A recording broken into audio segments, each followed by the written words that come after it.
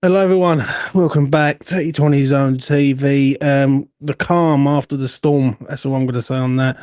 West Ham United go down 3-0 at Sunderland.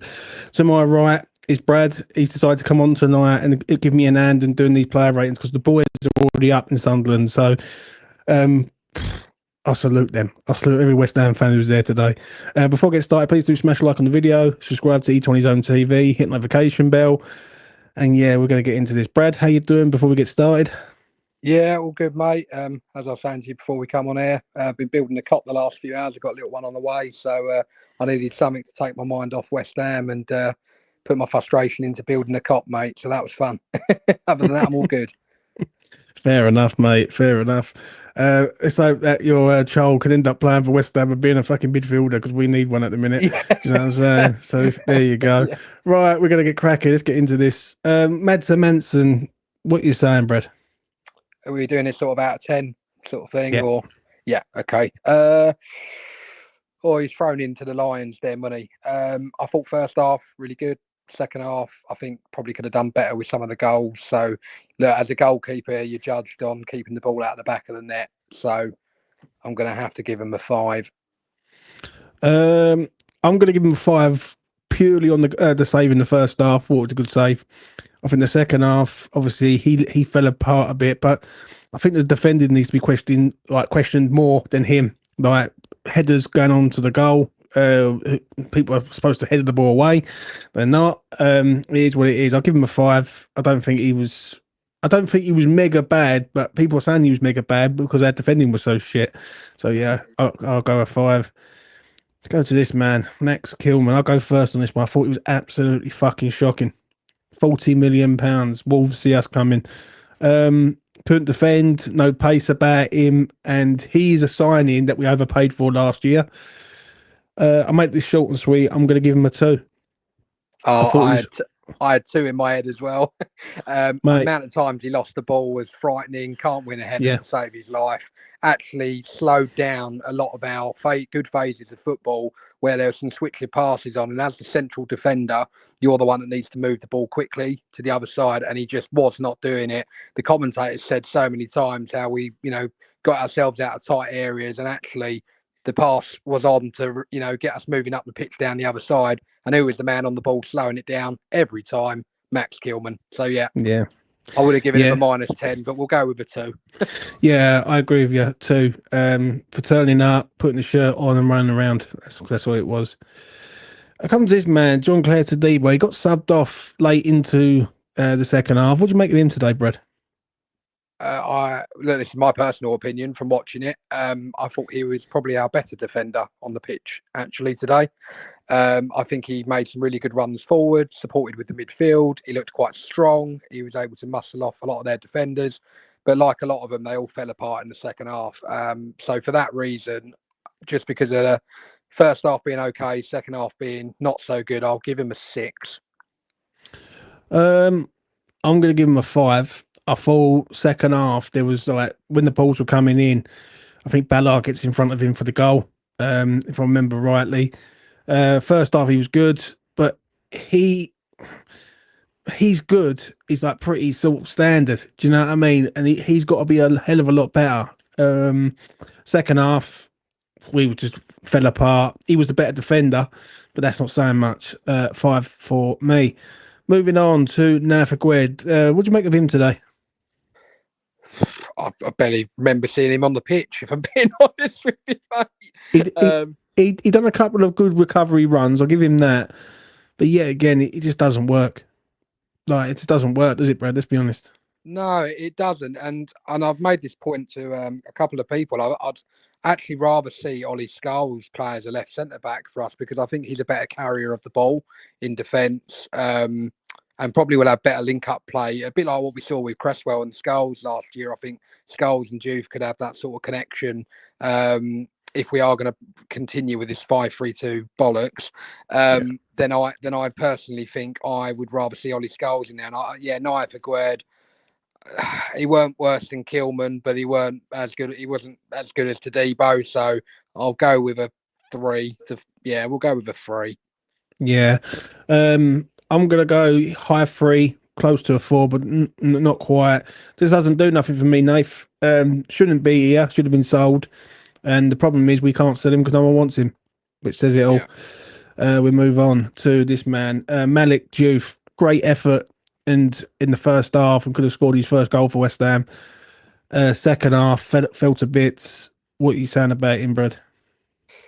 Well, I think we can see we've signed him for more his attacking display rather than his defensive ability. I think he did struggle and get exposed a little bit in the second half defensively, and that's, well, it's a bit of a worry that we've got defenders that aren't helping him, because that's really what he's been brought in to do, is play a bit further up the pitch. But I think offensively he looked really good, and he was desperately unlucky not to get his first goal for us today. And I quite like the look of what I've seen of Diouf, and it's not me giving him a half decent rating because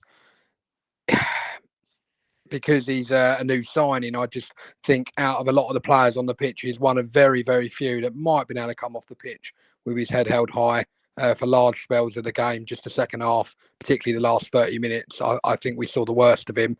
But for that, I'd say I'm sort of somewhere between a 6 and a 7, so probably a 6.5. I'll go with a high 5 for me. I thought first half he was good. It was looking really good. Second half, he's in that back 5 or whatnot that has conceded 3 to a point, and he hasn't sort of put up any trees in the second half.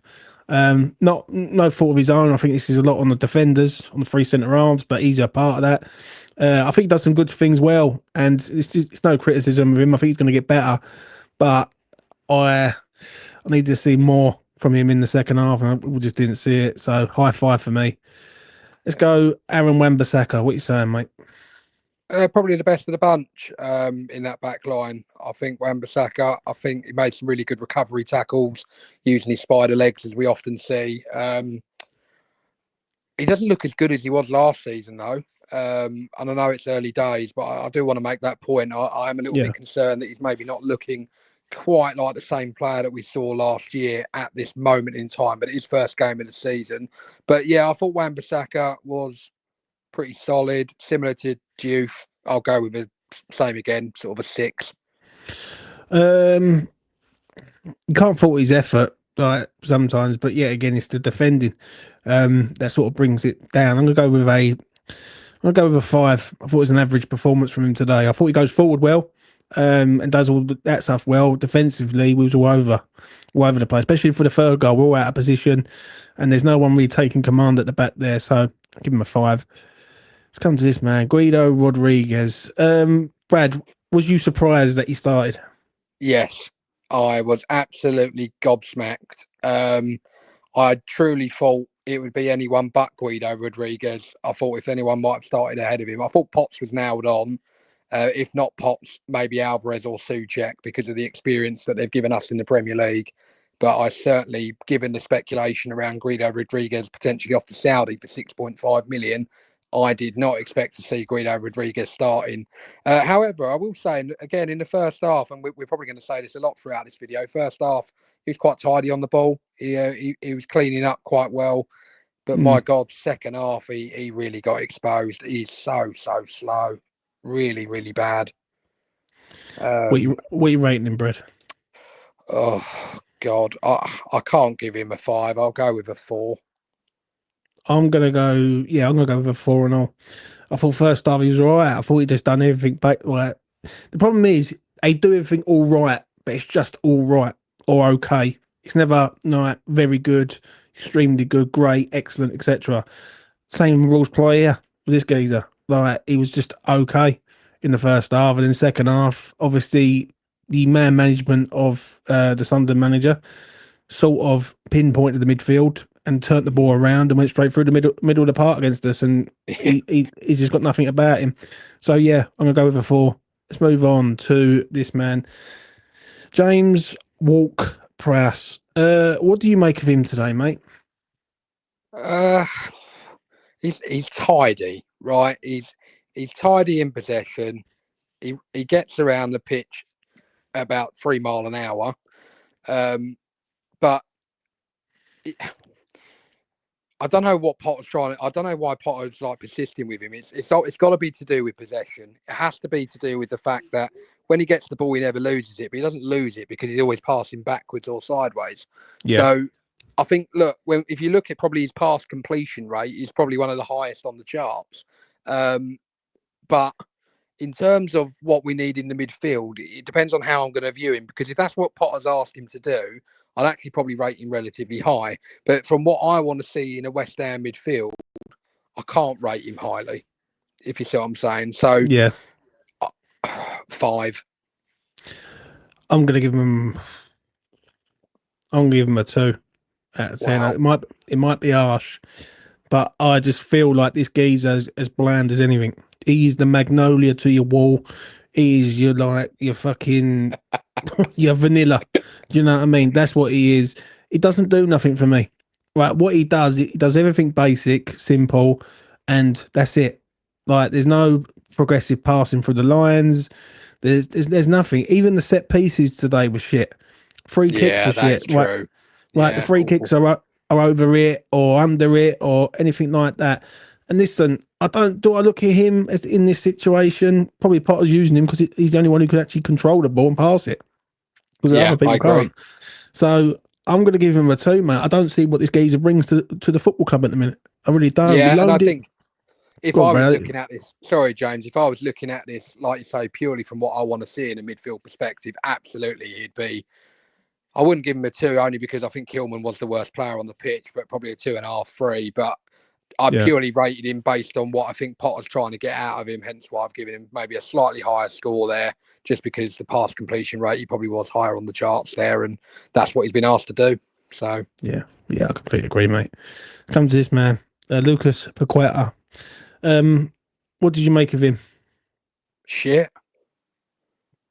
Yeah, I he's the man that's meant to be the real spark in our midfield, and I just wasn't seeing it. I wasn't seeing the usual sort of flicks or the little things that he'll try and do and carry us forward, get the fans off the seat. That's, West Ham fans, we absolutely love a maverick, and I think with Lucas Paqueta, he's meant to be that man. Now, I don't know if he's on a leash or whatever, but today he wasn't at it at all. Xhaka had him locked down all game. He was kicking him up in the air a lot in the first half, and I think in the second half he just went completely missing.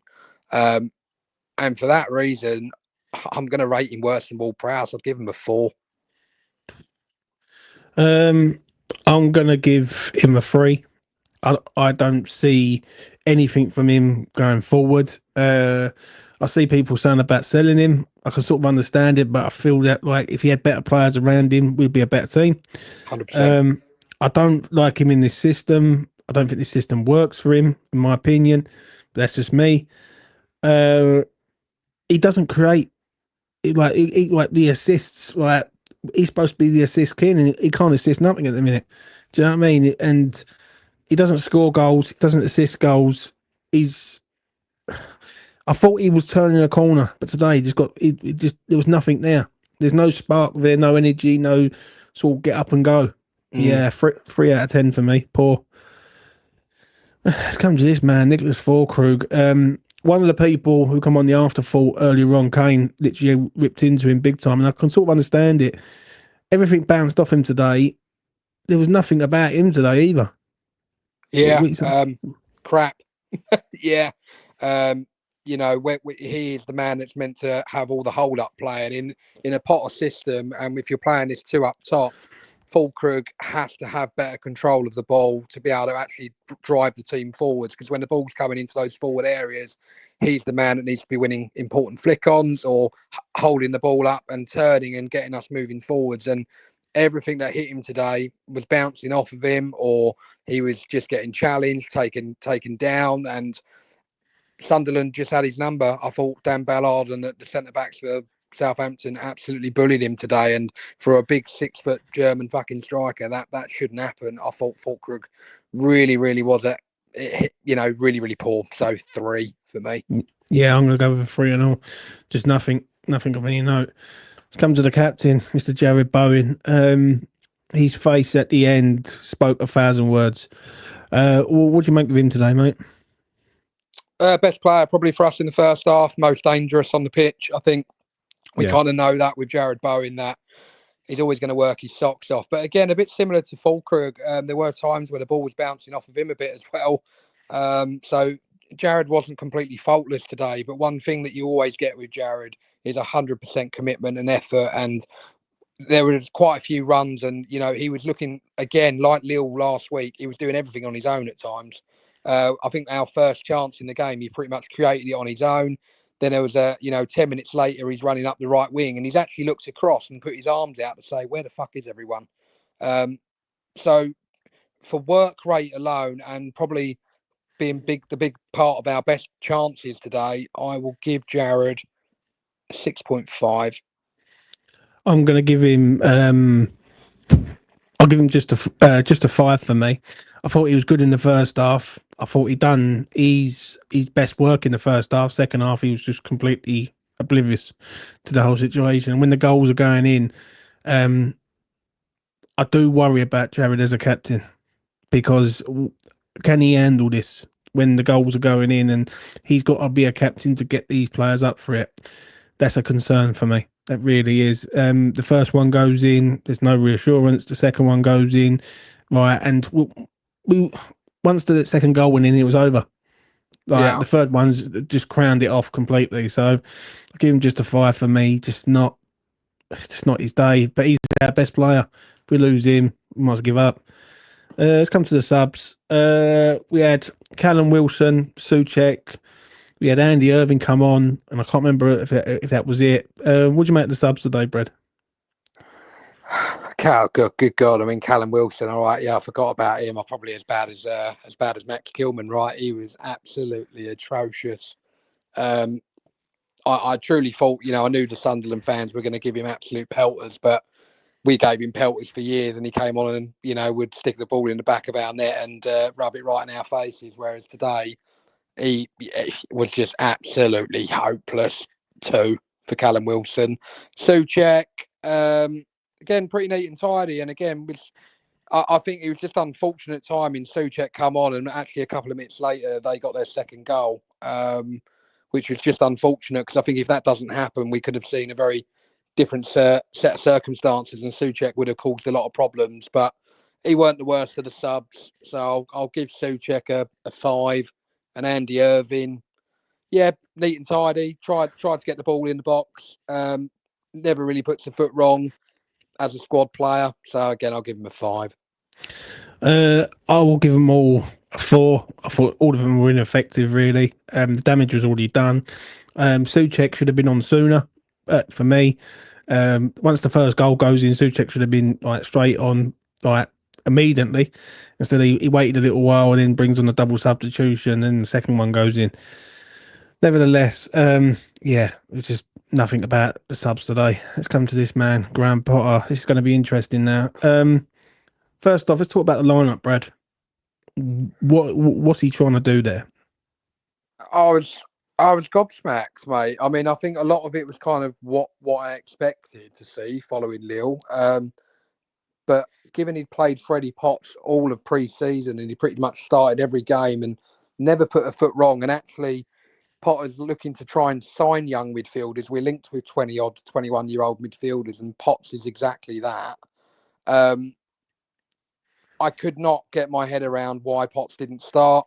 I couldn't. I also struggled to understand why Hermansen started. Like I said earlier, I wasn't against Hermansen starting because we paid a lot of money and brought him in, but he's had 1 week with the squad. You've got to build up those relationships really quickly, and this is Premier League football. So that's the fault of the club not getting the player in sooner so that he could have had a longer pre-season with the lads. But it is on the manager to put him in today, mate, if I'm being honest with you. And I think Areola, after last week, his confidence would have been high, albeit a pre-season friendly. He saved a couple of penalties, won us the game.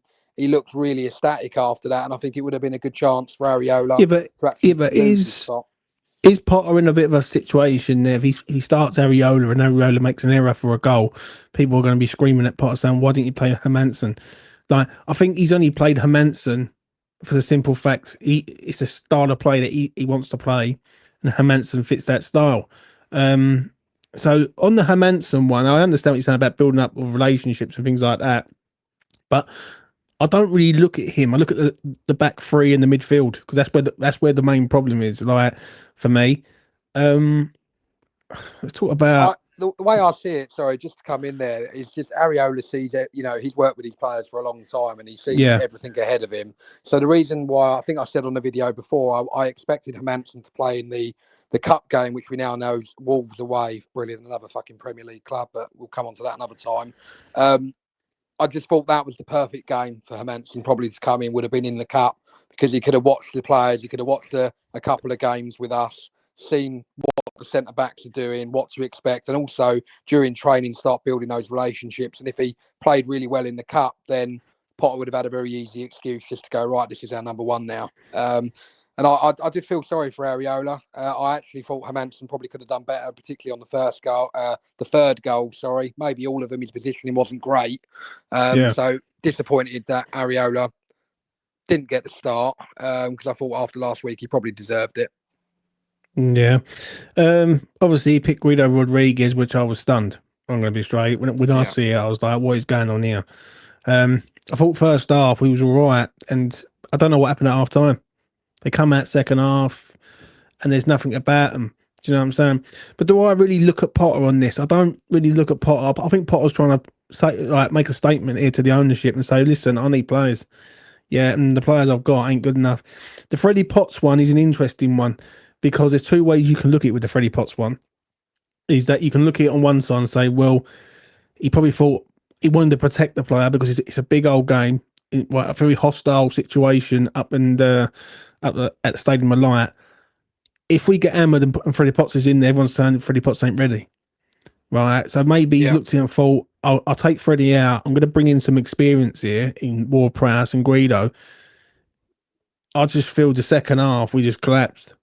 Right, literally, and I thought we started well. Like I thought we played all right in the first half, but it happens too often with West Ham. We seem like we have one good half, one bad half, and we can never get the balance right, and that's a problem for me. What are you rating Potter for today, mate? Oh dear. Yeah. Look, tactics crap. I don't like the 5-3-2. However, as I said before, I don't see how else we're going to play until the midfield's sorted out because we just have not got the midfield players that Potter wants to play in the 3-4-2-1 formation that he loves. So that's something we need to see over the next couple of weeks, and hopefully we are going to see those signings come in. But for Graham Potter, I will give him today. We've lost 3-0 away to Sunderland. It's going to have to be a 3.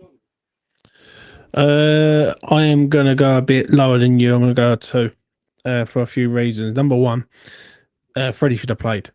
Like, it's as simple as that. You chuck him in, right? He is energy. He is a person who can control the ball, pass the ball, etc. Don't understand why Guido Rodriguez started. I've got a bit of a problem with the back three, but I don't really think this is on Potter. I think this is on what he's trying to use at his disposal. Thought first half it was okay. Second half, the collapse was just there for all to see, and then he brings on the subs, and they're just ineffective. So yeah, Potter gets a 2 for me today for turning up there and basically wasting everyone's fucking time. If I'm being truthfully honest. Yeah, it was a statement, wasn't it, mate? I think you're absolutely right. I think that you've said it perfectly there. You've kind of tied the two pieces together where Potter's probably wanted to protect Potts, but isn't that the problem, isn't it? Is he can make a statement at the same time and say, look, I've got to protect a young player here, but I haven't got the personnel to bring into the team to be able to protect him and actually still go and get the result. And that's a valid point that you're saying there, because if he goes and puts Potts in there and West Ham get run through, people will look at him and say, well, Potts ain't ready. Like that's what they're going to say. They're going to say, well, Potts ain't ready. My argument is with Potts, I think Potts is ready, but I don't think he's ready for this midfield. Yeah. But I think, and not just that, all of them. Paqueta can't go like be sort of swept aside because he's one of them and all. Like, I sort of feel for Souček a little bit because Souček, like, is a man that you really want on the pitch. I know people don't like him and say he's like he doesn't get around the pitch enough, but he's a sort of person he always nabs you a goal every single time. I mean, he didn't do anything that Paqueta didn't do today, and that's the argument with Souček. I mean, I've always thought he's better further up, and look, I've said all week I'd riot if we sell Lucas Paqueta purely because of how it's really to do with how late in the window is it. And I know what Sullivan will do is he will accept a low ball offer for him and he'll take the money and run. But actually, if Paqueta came out the side, for argument's sake, and Souček played higher up and could be a bit more of a box crasher, and we could go and get, two real ball carrying midfielders in behind him, suddenly we could have that sort of more energetic midfield, and Souček can just have the freedom of getting into the box and working the ball out to the wings, because he's not that bad on the ball. I mean, he does turn like a bag of sand after times, but when he's in defence, he's no good. He's no good back there. He's no good in the tackle. He's much better further up the pitch, in my opinion. And maybe we could see Paqueta get sacrificed. Look, I've got no doubt that Lucas Paqueta's skill set and ability is tenfold what Souček's got. But what I will say is, in the West Ham system, the way that we're playing right now, what's the harm in playing Souček? You've got guaranteed goals in there. And I think he should have come on sooner. Why Potter waited as long as he did? I think 10 minutes into the second half, I could see the problems and we needed to make changes. And unfortunately, they just come too late. Yeah, I completely agree. There is one number that I'm going to give today. That is very, very high. I'm going to give a 10 to the fans who went all the way up there today. I respect you greatly. I really do. I know a few of the boys from here have gone up there today and they're pissed off. I know so many people that have messaged me and say, this is not right, James, right? And I can understand it with the Potter side of things, but I think Potter covers over what the real problems are. I think you can keep sacking manager after manager after manager. They all can't be that bad. Like, do you know what I mean? But this owner is that bad. So, it is what it is on that. Brad, I want to thank you for coming on, mate. Pleasure, mate. Absolute pleasure. And look, we go on to next week. Come on, you Irons. Yeah, indeed we do. Smash a like on the video, subscribe to E20 Zone TV, hit notification bell, and enjoy your weekend. Peace.